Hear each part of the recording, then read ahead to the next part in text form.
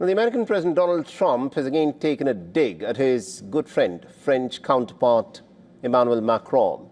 It has also brought up his personal life this time round as he criticised NATO allies for not joining America and Israel's war on Iran. Now, Trump, in fact, told a private lunch that the United States did not need the NATO military alliance, but he asked anyway, recalling his conversation with the French president. Listen in.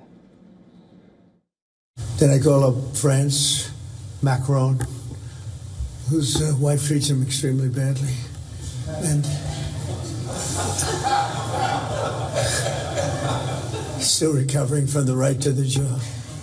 And I say, Emmanuel, we'd love to have some help in the Gulf, even though we're setting records and knocking out bad people and knocking out ballistic missiles.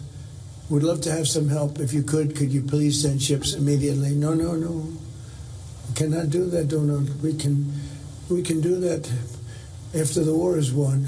I said, no, I don't need after the war is won, Emmanuel. Now, Trump was in fact referring to a May 2025 video that appeared to show his wife, that is Macron's wife, Brigitte Macron, shoving the French president's face while on a trip to Vietnam in front of the global cameras. Now, Macron back then had rejected this as nothing more than disinformation, but this is what had transpired. As soon as the doors of his plane opened, this was the scene that the global audiences saw, Macron getting smacked in the face. The French President Emmanuel Macron hit back at Donald Trump's criticism over Iran and threats to the NATO military alliance, accusing the United States of inconsistency. Trump said that he asked Macron for help in the Gulf, while noting that the US was in fact setting records in neutralizing adversaries and ballistic missiles.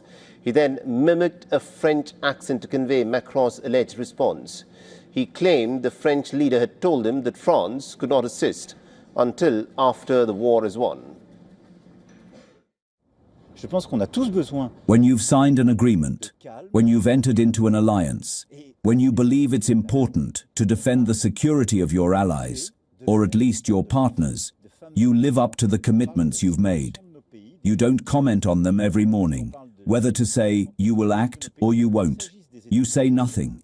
And on the day there's a problem, you're there. Trump further added that he learned from Macron's answer that NATO would not intervene in any major American conflict. Without providing further details on Tuesday, the Secretary of State Marco Rubio said that the United States will have to reevaluate its relationship with the NATO military alliance once this war concludes.